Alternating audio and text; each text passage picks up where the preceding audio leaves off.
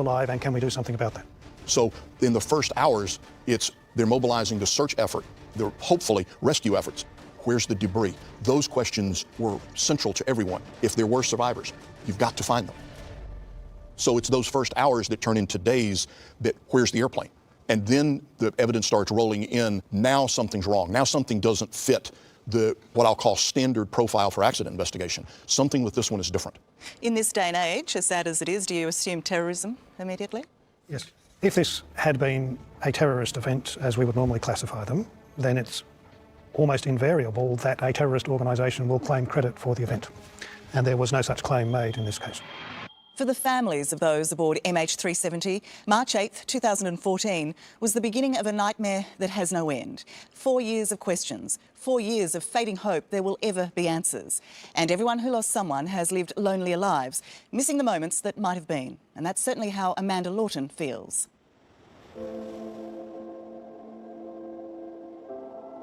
The beach never felt the same for that first year. To think they could be out there somewhere. There's constantly reminded, you look up in the sky and there's an airplane up in the sky and you just instantly question, how does something like that disappear, you know? Amanda's parents, Bob and Kathy Lawton, were on a trip of a lifetime, a long-planned holiday to China with friends Rodney and Mary Burrows. It's just knowing what happened, you know, people don't go on a holiday and not come back because they've disappeared. It's not fair. Why do you think it's so important to find out what happened? The world needs to know what happened to MH370. How does a Boeing 777 disappear? And could this happen again? We need to find our loved ones. Like, we're in so much pain, my sister's family. It doesn't get any easier.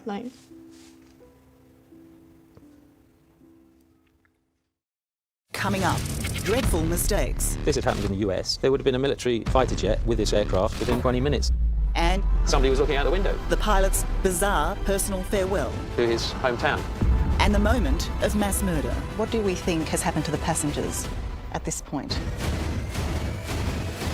That's next on 60 Minutes.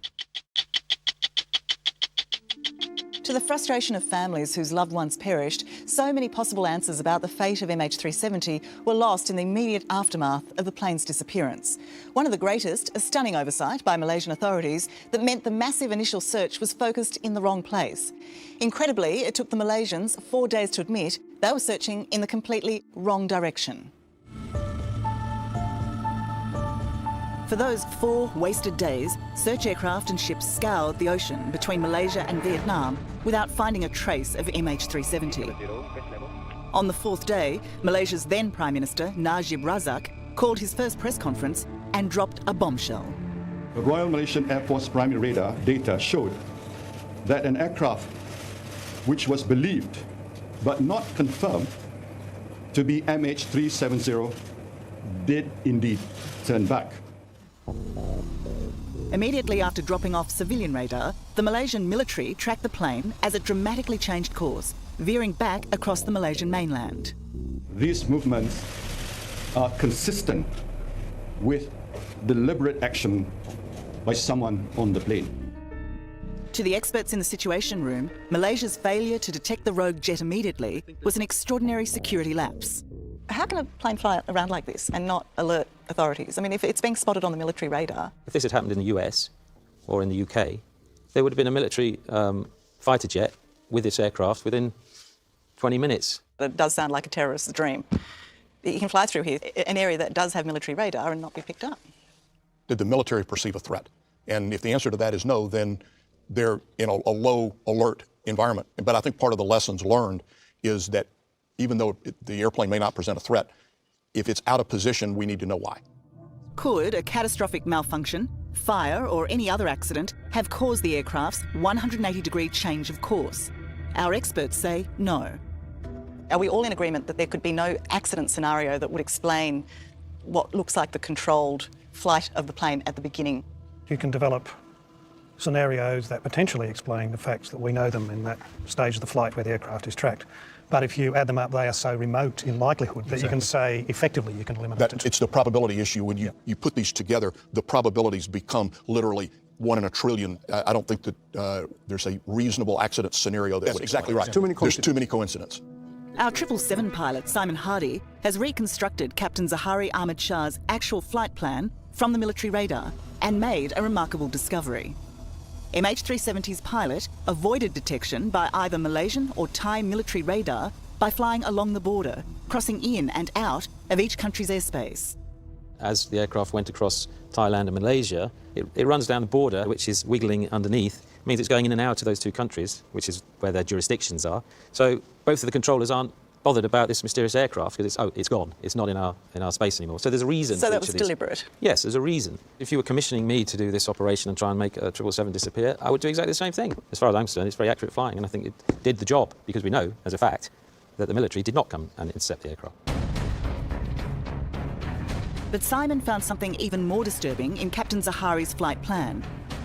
Detail of MH370's unexplained strange turn at Penang.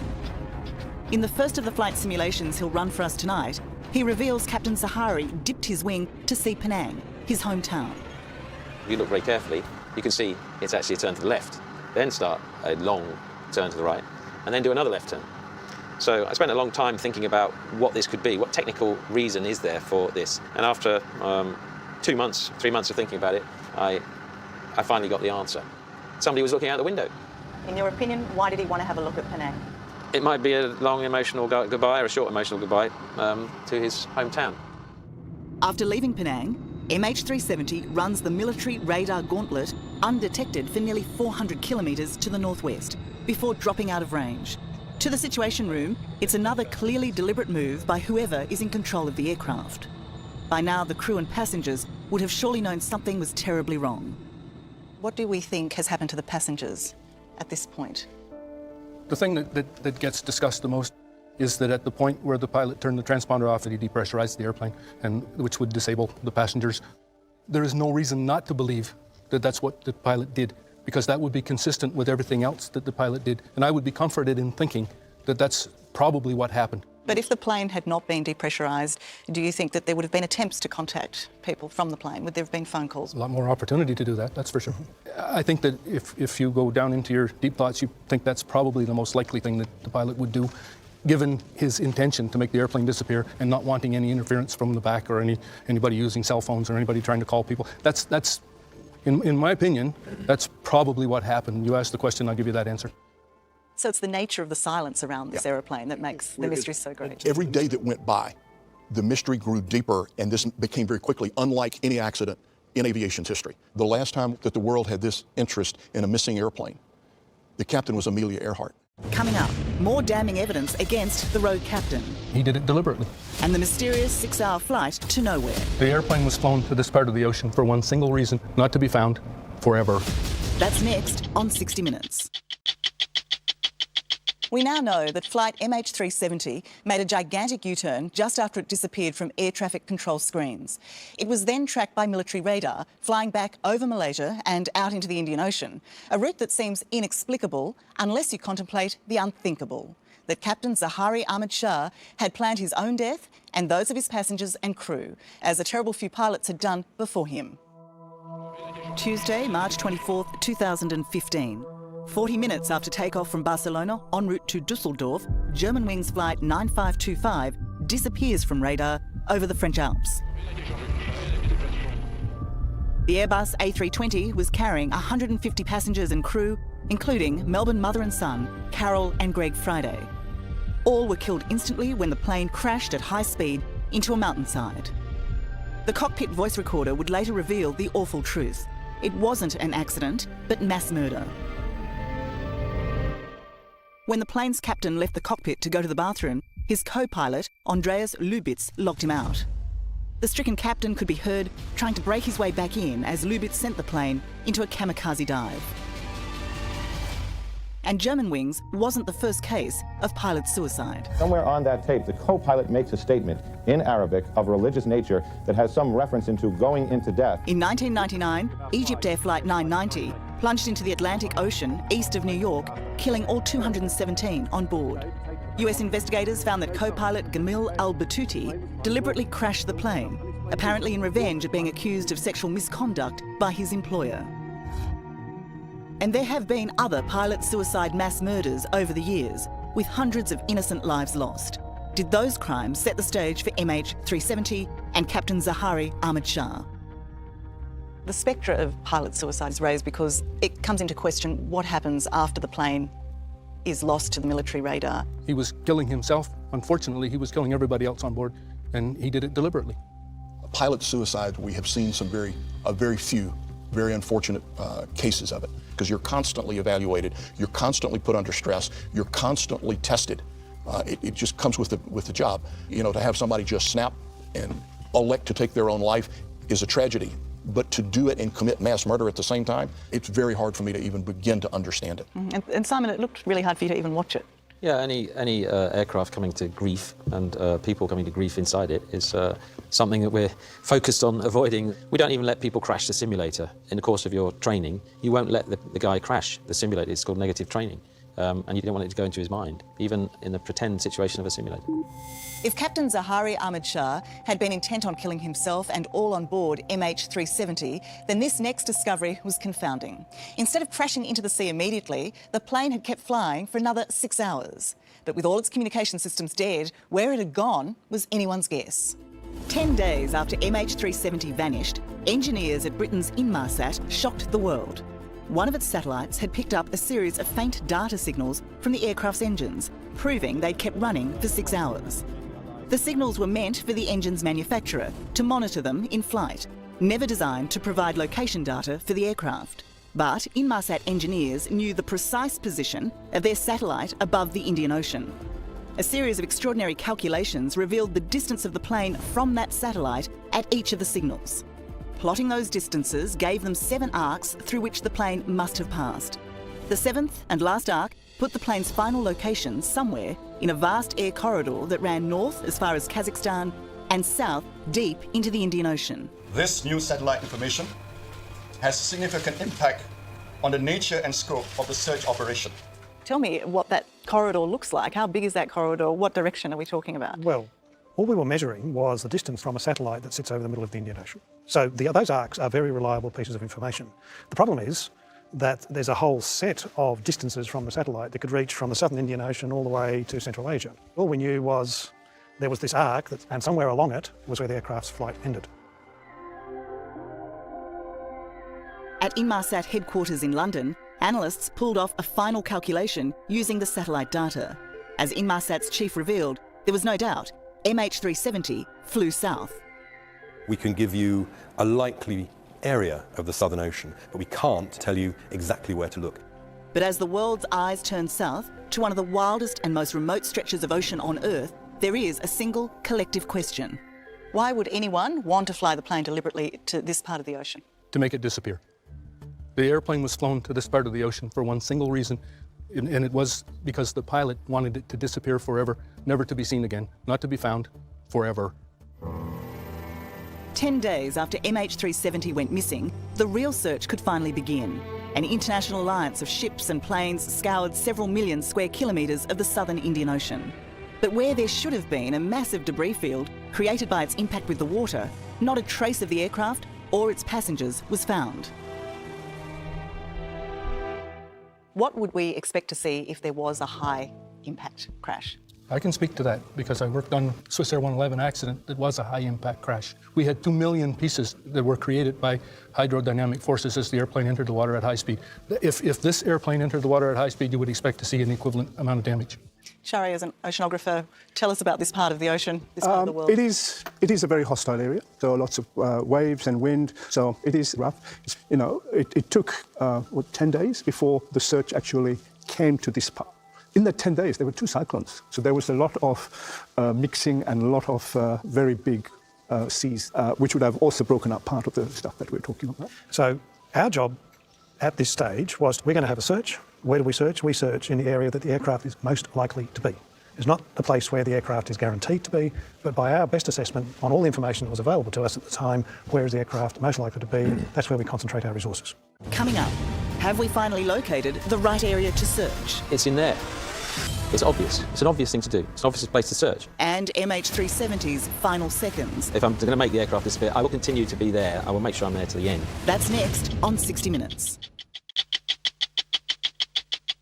The one vital clue investigators had about the fate of MH370 was satellite data showing it had been flown to the furthest stretches of the southern Indian Ocean. But the deepening mystery would not be cracked until the plane itself was found. So now Australia took charge of the investigation, running what would be the biggest undersea search in history.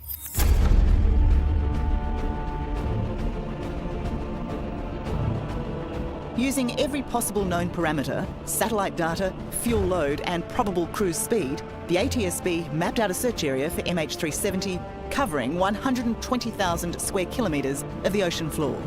The effort was coordinated by the Australian Transport Safety Bureau under its Commissioner, Martin Dolan. So today, what do you think happened at the end of the flight? I still think the weight of the evidence, which is why the search has been concentrated where it is that for whatever reason, it's unlikely there were control inputs at the end of the flight, and therefore the aircraft spiralled into the water and crashed. The ATSB's insistence that MH370 fell from the sky in a steep, seemingly uncontrolled dive was based on their highly technical recalculation of the satellite data, which showed a probable, extremely fast descent. The search area defined by this death dive scenario was 25 nautical miles either side of the seventh arc. If that was the most probable scenario, if that's what happened to the plane, why haven't you found it? That's a question that's becoming more pointed as we eliminate more of the search area. Do you accept that the other possibility is that the plane was controlled right to the end? We've always accepted that there was a possibility that was the case. What does that do to the potential search area then? It's an almost impossible task, and with the resources governments are likely to make available, it would be impossible.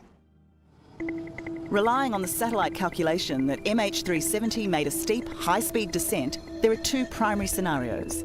The first is the so-called death dive that has dictated the ATSB's 4-year, $200 million search for MH370. The second is that Captain Zahari maximised his fuel range at altitude, then used the speed of his dive to glide the aircraft to a controlled landing on the ocean. But could any pilot do that? Captain Simon Hardy will try. First, though, he will fly the ATSB's assumed death dive. I'm going to turn off the right engine now. So the aircraft's going to start slowing down and the left engine comes up to compensate for the fact that we've lost one of them. Simon is doing what is almost never done in a simulator, deliberately allowing his aircraft to crash. And the assumption at this point is that nobody's in control of the plane. Yeah. This is just autopilot. So we're not going to touch it, we'll just watch and see what happens. So 5 miles to go, just 35 seconds. After flying for 7.5 hours, the plane is at the very limit of its range as it runs out of fuel. We're entering the death dive. This is the point. Turn that engine off, you've lost all your instruments, which is great. Within a matter of seconds, it begins a catastrophic dive from which there will be no recovery. The speed's washing off now even more because we've lost that engine, and now it's starting to turn. Even in a simulator, it is a sobering experience. Speed's now coming up. Warning saying bank angle. This is overspeed warning, not pull up, terrain. It's now saying you're going to hit the ground at this rate of descent. You've got 10,000 feet to go. Still accelerating, so it's probably supersonic now in this particular. Okay, we're going to crash now. There, that's it. Okay, stop. That's pretty horrible, isn't it? From cruising altitude to ocean surface, it's all over in less than 2 minutes, putting the plane not far from where it finally ran out of fuel. How far did we travel? We travelled 11.9 miles from the time the second engine failed. Do you think what we've just shown actually happened? I don't think it happened, no, because I think that somebody was controlling the aircraft to the end. The death dive thing isn't realistic as far as I'm concerned. So that then leaves another scenario. Well, it leaves the scenario that this was a mission by one of the crew to hide the aircraft as far away from civilization as possible. Now we run the counter scenario. Taking into account the ATSB's calculation of a high-speed descent, could MH370's pilot have pulled out of the so-called death dive? And how much further could he have flown before landing on the water? So we're coming up to the second engine failure point. That's now Within moments of the second engine running out of fuel, we're once again spiralling into what looks like a catastrophic dive. Bank, 5,000 feet a minute, 6,000, 8,000, 9,000, there's full-scale deflection, so now I'm going to recover the aircraft. Only this time, in the skilled hands of a pilot, the plane is brought back under control. The speed's coming back. With no power and the most rudimentary of controls, the Boeing 777 is actually flying again. So now we're just flying with no engines, we're just a huge glider, You seem to pull the plane out of that death dive effortlessly. Is that because we're in a simulator, or can you do that as a pilot? Well, you can do it. I think if you put any pilot here, he would be able to do the same thing. Our journey to the ocean surface will take a full 9 minutes and add nearly 100 nautical miles to our flight. 500 feet, 300 feet, 100 now.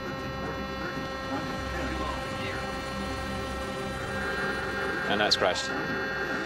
That's it. A controlled crash that raises fundamental questions about the central assumption that guided the search for MH370. The total travelled is 88.4, which puts us way outside the search area that is currently being done. So if you ask me, has there ever been a chance of finding the aircraft, the answer is no. Whether MH370 was under the control of its captain Zahari Ahmed Shah until the very end is the question dividing the Situation Room, with Martin Dolan adamant the ATSB's 25 nautical mile search corridor is still the most likely. The width along the arc of the likely location of the aircraft, no one is arguing with. What we continue to have... I'm arguing. Okay, you feel free to argue, Simon. Some people are arguing. We remain confident in the quality of the mathematical analysis of those signals. What are you arguing, Simon? Well, I'm arguing if the ATSB have said that the end-of-flight scenario could be that there's somebody there, then it's going to go way beyond 25 nautical miles if someone's flying it. You can see there's a dark area there, which is the Goldfinch fracture zone, which runs up through the whole area. My calculation said it's in there. And so all I wanted was to go another 40, 50 miles. It's simple. It's obvious. It's an obvious thing to do. It's an obvious place to search. So, Martin, why not look there? Why not search that area if it's so simple, so obvious? So we didn't dismiss that out of mind, and we were weighing up a range of different evidence. For Martin Dolan and the ATSB's long-held focus on an unpiloted, uncontrolled dive, this is the moment of truth. If you accepted that there was a pilot controlling the plane at the end, wouldn't the most likely search area be different? Yes. So I accept you have to prioritise. So did you get your priorities wrong? If we don't end up finding the aircraft in the search area, then the conclusion is that we focused on the wrong set of priorities, yes. Martin's admission has huge implications for the search and the motivation for Captain Zahari's mysterious flight south. So I guess the question is, if Captain Zahari was intent on committing suicide, why would he fly the plane for another 6 hours? To make it disappear. Simple as that. He was taking it to a predestination, someplace that he had planned to take it, and he flew that 6 hours to get it there. The airplane on the bottom of the ocean right now, as I see it, the fuselage is in one piece, the left wing is still on it, the right wing may be off, the engines are separate, but you basically have 4 pieces of airplane down there. It's not scattered all over the bottom of the ocean. Larry Vance believes MH370 is still largely intact because he's sure Captain Zahari ditched it deliberately. In more heroic circumstances, other pilots have proved that a water landing is possible. The images of the miracle on the Hudson, US Airways Flight 1459's crash landing on New York's Hudson River in 2009 are unforgettable. Another infamous water landing, Ethiopia Airlines Flight 961, hijacked and out of fuel, captured on amateur video. Miraculously, 50 of the 175 people aboard survived. Even in the worst conditions, controlled water landings can leave the plane largely intact with little wreckage. And the wreckage so far recovered from MH370 may be further evidence it was piloted to the end and was not a high-speed impact. Larry, for you, what is the significance of the first bit of debris that washed up off Africa? Tara, if this was a high-speed dive, this piece would not exist. Larry Vance believes this recovered flaperon from MH370's right wing, reconstructed for the official ATSB investigation, would have been massively damaged if there'd been a high-speed crash. What would happen instead is that this piece would hit at a great high speed, and the front of it would be crushed in. It's hollow, the water would invade inside, and it would just explode from the inside out. So this piece would not even exist. And to Larry, there are other damning clues. The erosion of the flaperon's trailing edge. Would happen because the flap was extended down, and the force of the water would be enormous, and this is what made this all erode here at the back. The flaps could not be extended down unless a pilot was in control of the aircraft. And the reason for doing that would be to land the plane, thereby keeping it intact, leaving as little debris as possible.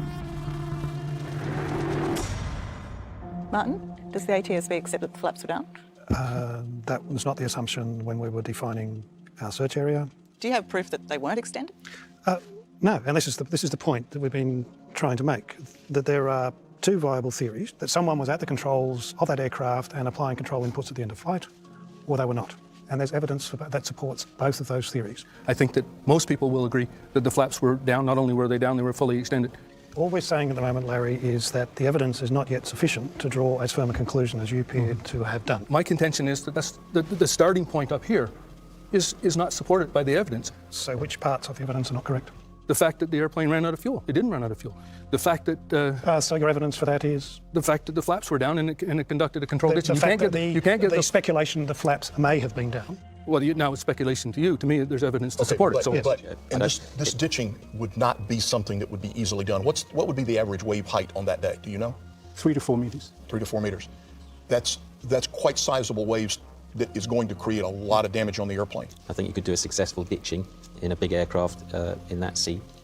As Larry is saying, I think you could end up with most of the aircraft intact. I agree with you. The fact is that this is planned meticulously to make the aircraft disappear, and therefore, if I'm going to make the aircraft disappear, I will be there at the end, unless something bad has happened to me. Like to do a controlled ditching is why I will continue to be there. I will make sure I'm there to the end. If you assume that it went into the ocean under control at landing speed, then the idea of it fracturing into tens of thousands of pieces goes down dramatically.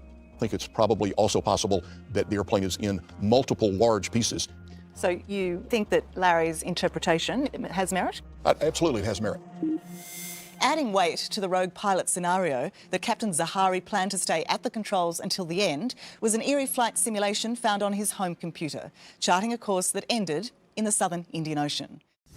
Simon Hardy reveals a stunning truth in Zahari's flight simulation. He didn't plot an endpoint, leaving himself nowhere to land but the surface of the ocean. It's either a series of massive coincidences, which are getting more and more, and on top of each other is looking less and less like a coincidence, or it's an intentional act of someone who is doing something very clever. Coming up, are we on the verge of finding the lost wreckage? When you look at it and you go back into the history of commercial jet aviation, with fare-paying passengers on board, we've always found the airplane. That's next on 60 Minutes. The search for MH370 has not ended. As we speak, the hunt goes on in the depths of the southern Indian Ocean, where a ship called the Seabed Constructor, owned by private company Ocean Infinity, has been operating since January.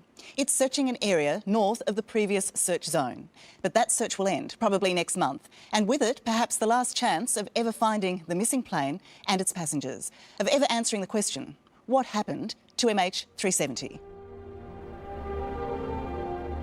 For those who say to keep searching for MH370 is futile, history has a lesson. Air France 447, which plummeted into the Atlantic in 2009. While some surface wreckage was recovered, a year-long underwater search failed to find a single trace of the plane on the ocean floor and was abandoned. A year later, in 2011, the team that located the Titanic began a new search with new technology for Air France 447. They found the missing aircraft in a week. Now, similar technology is being used in the hunt for MH370, a swarm of highly advanced autonomous underwater vehicles deployed around the clock from their mothership, the Seabed Constructor. They've been searching up to 1,100 square kilometres a day since January. But critically, they're looking to the north of the original search area, an area partially defined by the drift analysis work of Professor Padiracci. Do you think Ocean Infinity might have success? Well, I was hoping that they would. You talk about hope. It took 100 years almost to find Titanic. And we're now finding World War I and World War II submarines and shipwrecks. And so there's always hope when our systems get better and we have better technology. There are the families of 239 people out there that at the moment still do not have an answer to what happened to their loved ones. And some level of closure comes with finding the aircraft. So that's the reason for continuing. But on the other side of this, you've got government saying the cost of this at some point outweighs any benefits we will get from it. And that's what we elect governments to do. I may not agree with them in this case because I'm still passionately committed to finding the aircraft. When you look at it and you go back into the history of commercial jet aviation, with fare-paying passengers on board, we've always found the airplane. To have one that we can't find is one of probably aviation's greatest single mystery. And aviation does not do well with mysteries. And that's why so much effort has been put into it. And is it an effort that you think should keep going? Absolutely. If we're not looking, we can't find it. to just give up at this point, I'm not prepared to do that. The search for MH370 is unparalleled in aviation history. Using the keenest minds and the most advanced science, the Australian-led investigation has exhausted the most probable scenarios. At this stage, sadly, the result does not mirror the effort. But with no plane, the unlikely has become the likely for investigators, that MH370 may have been flown beyond any feasible search parameters. It's the nightmare scenario, leaving a whole lot of oceans still to be searched, if we have the will to do it. I'm not sure, given the likely cost of extending the search for this aircraft, how much hope it is reasonable to hold out. And I think the other thing is the data we have already means that we can form a view, broadly speaking, about what happened, reduce the likelihood of recurrence. That can be done now. Without finding the plane? Without finding the plane. So are you saying, in your opinion, it's not necessary to find the plane? It's not necessary to keep searching?